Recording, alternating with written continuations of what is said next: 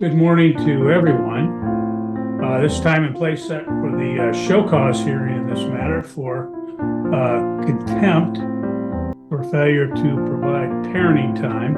I'll let you know we're going to take some brief, testimony from the parties. I'll let everybody know that everybody will have an opportunity to speak. So don't interrupt anyone else or don't interrupt the court. You'll have an opportunity to speak your piece. So on we do have the show cause here. We also have the motion for change of custody and parenting time. I'm going to address the motion first because that will be the easiest matter to get resolved. So, Mr. Kelly, you can proceed. Part 1. Clip, midnight 1 o'clock. Buckle up, guys. Today we're diving into a heated courtroom showdown where a mother stands accused of blatantly ignoring multiple court orders. The judge lays out the stakes. This isn't just about custody. It's about repeated contempt, ignored rulings, and a father's fight to see his kids. From the very start, you can feel the tension building. With your motion. Your Honor, essentially, that motion is based primarily on the issues we've had ongoing in relation to compliance with the court order and my client getting parenting time. It's directly and impacts the child custody factors, and I'll name the ones that are impacted due to this withholding occurrence. The love, affection, and emotional ties existing between the parties. It looks at the emotional bond. Him being prevented from seeing his kids is preventing him to continue that emotional bond and nurture that emotional bond, which he had prior to this latest withholding that has started back on December 27th. Factor B, the capacity and disposition of the parties involved to give the child love and affection that focuses on the ability to, again, parent to foster an emotional bond in the future. He's having a hard enough time in the present, again, because she's not keeping in compliance with the court order, and he's not able to see these girls to be able to have a solid relationship and foster that relationship. The length of time they've lived in a stable, satisfactory environment, I'd submit to the court. Defendant's home is not stable, considering the allegations she's made that have been investigated by CPS twice, police twice, and both been denied. Nothing's come of it, which leads me also to the moral fitness of the parties involved, which ties into the same factor. We have to keep in mind, Your Honor, at the beginning of this case, he was charged with domestic violence in relation to her essentially going after him to get keys to his truck so she could get some pot and smoke it. As he's being arrested, she's telling him, "I want you to come home." He, of course, gets him on bond. He can't have any contact. Once the bond conditions get lifted, she's contacting him through text and saying, "Hey, let's meet you and the girls get together and we can go to the zoo, we can go to a park." Okay, Mr. Kelly, how does this relate to your motion? It's related to, Your Honor, again, the moral fitness involved, as well as the stable, satisfactory environment, in that she's accusing him of sex with girls. But before all this, she's wanting him to come home. She's wanting a relationship with him. She's wanting her family essentially reunified. Those two things don't jive together, Your Honor. The father's lawyer wastes no time painting a picture of repeated violations. He explains how the mother's refusal to follow orders has damaged the father's bond with his children, citing CPS and police investigations that led nowhere. Every point cuts deeper, portraying her as someone unwilling to foster any relationship between the kids and their dad. I would think that essentially it's a fabrication, which would go again to the moral fitness and also to the mental and physical health of the parties, Your Honor. You're making these allegations, these terrible allegations, but on the other hand, you're still wanting the same guy who's supposedly doing this stuff to come into your house. Finally, Your Honor, the unwillingness and ability to facilitate and encourage a relationship. Again, this is the fourth motion we're here this morning on, Your Honor, for him to see his girls. She doesn't follow your court orders. She withholds them for no valid reason. And she's clearly shown she's not going to facilitate a relationship between him and his kids. I think that's more than enough that gets us over the threshold of a change in circumstance or a proper cause, because these things are having a significant impact on these girls' lives in terms of having a relationship with their mother. So we would request, as part of our relief, that you set this matter for an evidentiary hearing. We're also requesting during the interim that my client get temporary parenting time starting today, and that he continue to have them until the evidentiary hearing, that mom's parenting time be supervised at her expense, because she's clearly shown an unwillingness to follow your rulings or to comply with your court orders. I think if you don't do that, she's going to take these kids and run, and we're going to be in a bigger... The lawyer raises the stakes, asking for an evidentiary hearing, immediate custody for the father, and supervised visits for the mother. He warns that without action, she may disappear with the children altogether. His argument is sharp, calculated, and aimed to push the judge into making an urgent decision right on the spot. Part 4. Clip 509709. The mother fires back, denying his claims and bringing her own list of grievances. She references CPS involvement, police reports, and disturbing accusations about the father's behavior. But as her words spill out, they sound less like hard evidence and more like a desperate attempt to shift blame and keep control. Less than we are today. Okay, thank you. Ms. Couch, if you wish to speak to the motion. I had some statements, but it's just what I had submitted to the court. Okay, go ahead, tell me, and Okay, would you like me to stand? whatever you wish. If it's more comfortable sitting, go ahead and speak up a little. So Okay, I said that his first statement was true, but the second statement that he said was false. I said I previously tried to change parenting time because of the videos the plaintiff had been watching. It was reported to Penfield's police department because plaintiff was previously residing in Penfield. I spoke to their sheriff where we looked at the videos together, and he told me that he would be conducting a search and not to address the matter to the plaintiff because he would need time to get 2 search warrants, and the investigation was never done. The fourth statement is false. CPS is not taking the proper steps to ensure the minor children's safety, and I did mention police involvement in the last hearing as well. The fifth statement is also false. Errors were made by the plaintiff's attorney. The sixth statement is also false. There is supposed to be a pending CPS case, and I was never told otherwise. CPS and I have spoken on numerous occasions and decided that the best course of action was therapy, which the minor children are attending at Summit Point. I do have proof of all of that as well. 7, that's also false. I was never told that they were declining to investigate the police. Number 8, it's false. In early 2024, my mom threatened to call CPS on me because of the children's odd behavior, requesting that I get them checked by the doctor. I had the doctor examine them at their 2-year checkup, and almost 2 months later, the plaintiff was arrested for domestic violence. I originally withheld the kids because of the plaintiff's sexual preference for diapers and enemas. The judge decides the threshold for an evidentiary hearing has been met, then swiftly pivots to the contempt hearing. The father takes the stand, ready to explain the repeated denials of parenting time. You can sense the judge is done with small talk. This is about to get very direct. Knowing that the plaintiff was not mentally stable enough for unsupervised visitation. The 9th statement is true. The 11th statement is false. The 12th, I'm unsure of the plaintiff's employment, but the plaintiff has stopped paying child support, and I still stay at home with my children. Number 13, I have lived at the residence that the FOC has on file since December 10th, 2024. The 14th statement, I'm unsure of the plaintiff's relationship status. I have friends and family in Michigan, and I lived in Indiana until I was 18, and most of my family resides there. Number 15, I would like the court to consider changing the current custody orders and issue no further contact between the minor children and the plaintiff. Plaintiff should be held accountable for his actions regardless of stature or representation. That's it. okay, thank you. I don't need anything else, Mr. Kelly. What the court will do in this matter is the court has read the pleadings. Obviously, you're well aware of the file in this case. The court does believe that the plaintiff has met the Labarca threshold of proper cause. Change of circumstances sufficient for an evidentiary hearing, so the court will schedule an evidentiary hearing in this matter.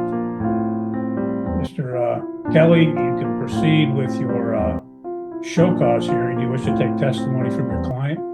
Okay, Mr. Connolly, if you step forward, we'll have you sworn in and then we'll take some testimony. And I say brief testimony, I don't need to get into. Sure. We'll keep it straight and to the point here. Have you been getting your parenting time? No, Why not?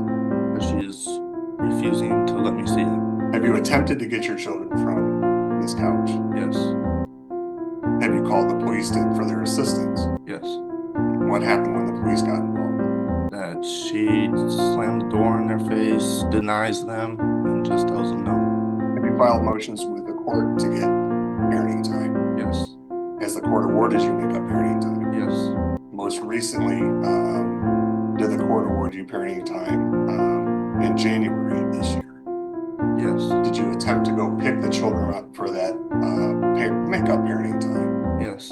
What happened? She refused to give them to me again. Do you approximately know how many days you have missed so far as simply your overnights for parenting time? 20. Would you like the court to grant you some make-up parenting time this morning? Yes. No further questions. Okay. Ms. Couch, do you have any questions for the plaintiff? No? Ms. Putnam, how do you know Mr. Connolly? He is my son. You heard him just testify that he has parenting time with your granddaughters, correct? Correct. Okay. Do you assist him in pick-up and drop-offs for I parenting do. time? Has there been occasions when you have gone with him to go get the girls? The father gives blunt, simple answers. Yes, she refused. Yes, he called police.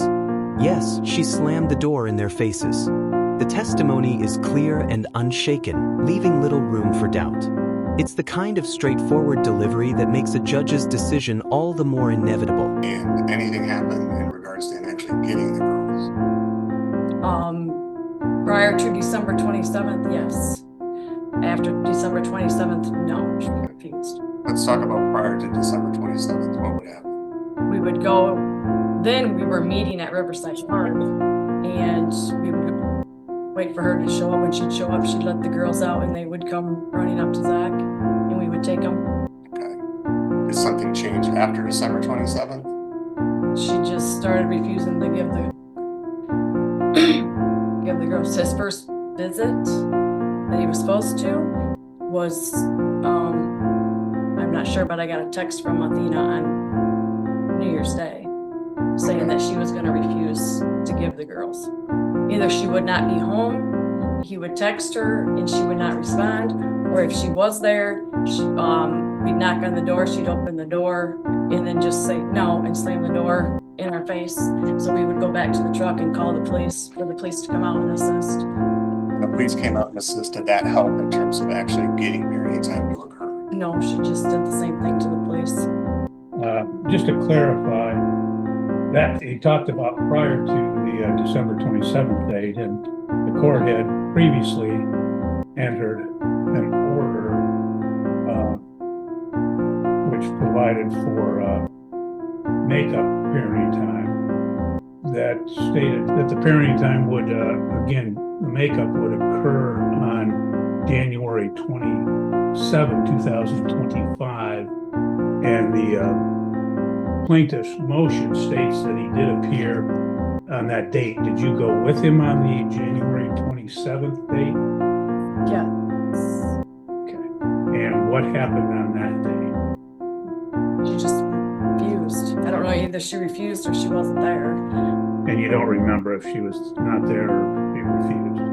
I don't remember. The grandmother steps in, detailing how things changed after December 27th. Before that, the exchanges were smooth. After, the mother shut them down completely.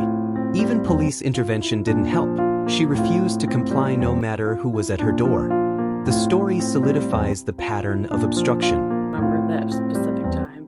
Okay. I have it written down, but I don't remember. Okay. Ms. Couch, do you have any questions I of do, this witness? yes.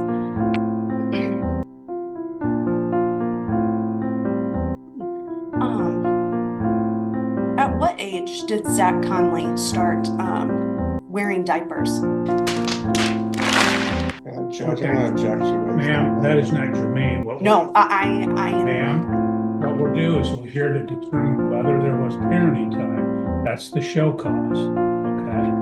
So that's what the purpose of this hearing is. So you can ask questions about the parenting time, compliance with the orders, etc. Okay? Okay. Go ahead. And you were at my residence on the 27th to pick up the children? Oh, actually, on the January 27th? Yes. Or December 27th. Or sorry, no, January 27th. I don't have anything written down. Yes. Even though the order was for the 29th. Wasn't that the Whatever, order that the judge put whatever in day, place? whatever judgment day. So you I don't know just- specific dates, whatever. And I slammed the door in your face how many times? Twice that I went by myself once because that was at an appointment that And, you slammed the door in my face. I have it on video, yes. and you came alone, correct? I did that day, yes. Okay. Cross-examination turns bizarre as the mother tries to bring up irrelevant personal claims about the father. The judge cuts her off, reminding her the hearing is about parenting time, not personal digs. The moment underlines her inability to focus on the actual legal issues at hand. That was all I have. I'm sorry. Okay. Mr. Kelly, any redirect? No, Your Honor, no further questions, no further witnesses. Okay, you may step down. Thank you. Ms. Couch, do you wish to present any testimony or witnesses? No? Okay. Check that order because it was Ms. Couch, you raised some issues concerning the, I think it was the order of January 27th. I wanted to make sure if that was the time as well for the makeup parenting time. I believe it was, but It's January 27th through February 9th. okay, that's what I thought. I could have swore the pickup date was the 29th. I apologize. Well, I want to make sure that it's correct so that there's no issue. But I was not home at the time of pickups.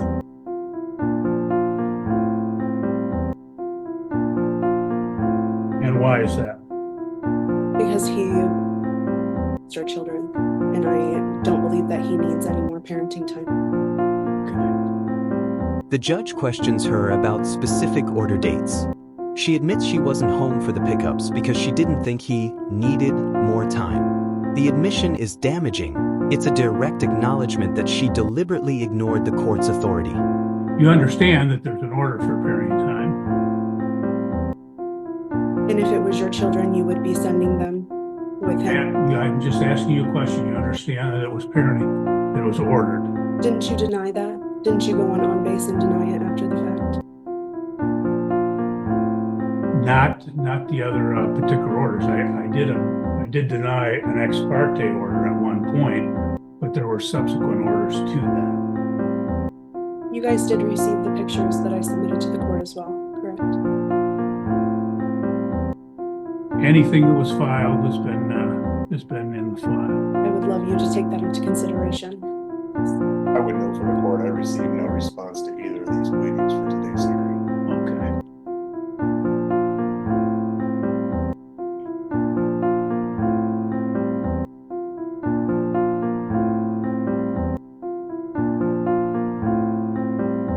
You got two. Yeah, the order is dated February 4, 2025, and it provided for makeup parenting time in Christmas Eve, Christmas Day 2025. It also provided that the plaintiff would have the children with him on January 29th, 2025 at 6:00 p.m. until February 9th, 2025. I have another question to ask you, sir. Okay. Let me clarify that because this is the order dated February 4th. Did you provide parenting time on the January 29th? No, I did not. Okay. And we had at the last hearing and addressed the issue of the CPS involvement. CPS, as Mr. Kelly has stated, has been involved twice before, and they've not had anything substantiated. Is that your understanding? No, I have the CPS report right here, as well as Carla Titus's number. Now she said that her findings weren't. I need to take the kids to therapy, to get the whole picture, from the kids, them talking, them playing, them, interacting with the therapist. And so that way they can go, they can go on record. And they are in therapy at Summit Point. Now this has just started, but they've already, said some things. That was one of my questions. Do you have the report from Summit Point? They told me that I needed to sign a release so that way they could contact you. Okay, I'm not aware of any report from Summit Point. It may be in the file, it may not. The mother concedes she didn't allow parenting time on January 29th, despite the court order. She shifts the conversation to CPS and therapy, but without hard evidence or reports presented, her defense feels flimsy. The judge listens but doesn't seem convinced by her sidestepping. But you have not introduced that today, and you don't have anyone that could speak to that from Summit Point as a witness in this case, which is what today's date is set for in this particular matter. So, okay, Mr. Kelly, do you have any final argument in this matter? As the court's already touched on a little bit, this is our fourth motion to try to get him parenting time. We simply want him to have his parenting time, with the threshold being met, Your Honor, and considering the behaviors, and I think it's going to be ongoing from this couch. We request that the children be turned over to him today, that he have custody and parenting time with the children until the evidentiary hearing occurs. We request mom's parenting time be supervised. We'd also request the assistance of law enforcement to pick the children up. I believe they're probably with her mother, who's likely going to take the same stance as Ms. Couch, refuse to turn them over. Maybe give them the authority with a court order if she fails to do so, that she can be arrested. And in the meantime, Your Honor, we'd request a finding of contempt. Sanctions are doing nothing. You've sanctioned her $1,000, which she's voiced she's never going to pay. Doesn't have any impact on her. At this point in time, we request jail time, 30 days of jail time. Maybe that'll get her attention that she needs to follow your orders. Thank you. Thank you. Ms. Couch, your closing argument. I am acting I just want my kids to be safe. That's all.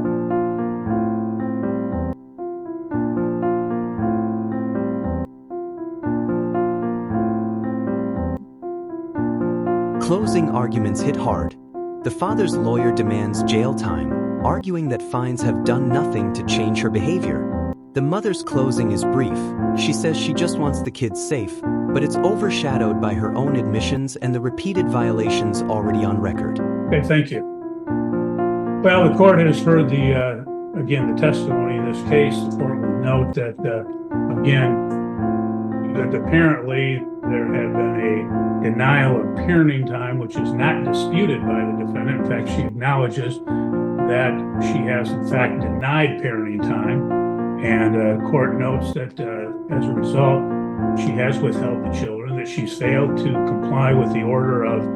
But there's reason, sir. Excuse me? There's reason. Okay. Valid reason. Okay, ma'am, you're done. You don't have time to speak at this point. Okay, you've had a chance to testify, you had a chance to do a final argument, so you're done. The court, she failed to comply with the order of June 13, 2024 for parenting time. She failed to comply with the order of December 2nd, 2024 for parenting time. There was an order of November 1, 2024 for makeup parenting time and attorney fees of $500. Again, there was an order for makeup parenting time dated February 4, 2025 for makeup parenting time and attorney fees from the hearing held on January 27, 2025. That all four of those orders she's failed to comply with. The court has reviewed the file. There have been multiple show cause hearings. She has previously been held in contempt of court. She has previously been ordered to make up parenting time as well as pay attorney fees. As I stated, she's failed to comply with any and all of these prior orders of the court. Her recourse is to file motions, have hearings in the event that there is some issue. The court will note that I am recalling from the last hearing where she had made allegations concerning the plaintiff, and in fact, she acknowledged at that time that there had been 2 CPS involvements and the CPS had not done anything as a result. She acknowledged that she had been in contact with the police, that they had not done anything as a result either. The court will find that she is in fact in contempt of court. The court will, as the plaintiff stated, he's entitled to 20 days of makeup parenting time, and that shall occur at such time as he acquires the care of the children. The court will note that, again, the prior rulings of this court, that she had done makeup parenting time on 2 occasions, as well as paying the attorney fees, that in fact she has ignored and refused to comply with those particular orders. So, ma'am, unfortunately, you leave me no choice, but the court will sentence you to 30 days in jail with the Calhoun County Sheriff. The court will further remand you to the care of the Calhoun County Sheriff, where you will remain until such time as the children are turned over to the plaintiff and until such time as you have paid the previously ordered attorney fees of $1,000. So, ma'am, you can go with the sheriff, and Are you serious? this matter is concluded. You're free to go. Who's Have a good sucking day. whose dick around here? Oh, No, ma'am, seriously. Another 30 days for contempt of court. You're in jail for 60 days now. No, what's going If you on? keep going, I can go as long as you want, ma'am. The judge lists every prior order she's ignored, finding her in contempt yet again. The sentence, 30 days in jail, plus staying there until the kids are turned over and $1,000 in attorney fees are paid. Then, in a twist, another 30 days are added for fresh contempt in court. Justice lands swiftly and decisively. If you enjoyed this breakdown, hit the like button, subscribe, and turn on notifications so you never miss our next video.